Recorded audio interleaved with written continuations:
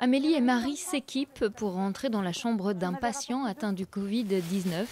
L'homme de 64 ans est arrivé le week-end dernier et depuis, il a été placé sous respirateur. Ce patient, plongé dans un coma artificiel, est en position ventrale. Toutes les 2 heures, ses soignantes doivent donc lui tourner la tête pour éviter les points d'appui et vérifier en même temps que la sonde du respirateur n'a pas bougé. Ouais, 1, 2, 3.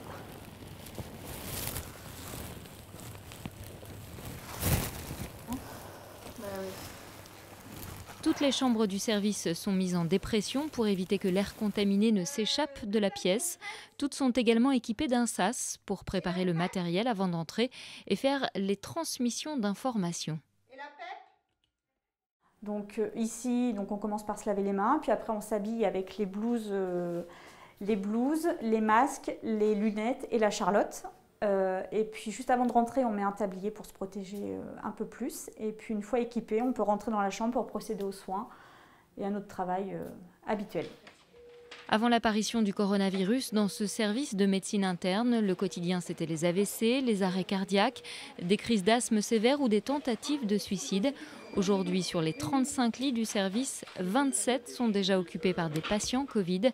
Pour faire face à la deuxième vague qui s'annonce massive, d'autres lits vont être libérés, notamment en réanimation chirurgicale et neurochirurgicale. On a eu pour l'instant 74 patients dans le service. On en a vu 75 pendant la première vague, or la deuxième n'est loin d'être finie. Donc clairement pour nous la vague est plus importante. On est en phase de montée en charge. Actuellement on a 27 patients dans le service. Il y a 3-4 patients en réanimation chirurgicale. On va dans le week-end augmenter ce capacitaire avec 10 lits supplémentaires. Et puis on va continuer à développer nos capacitaires dans le courant de la semaine prochaine. Aujourd'hui, au CHRU de Tours, les patients traités dans ce service ont entre 40 et 80 ans, avec une moyenne d'âge autour de 65 ans. Ils sont majoritairement en surpoids et présentent parfois des déficits immunitaires.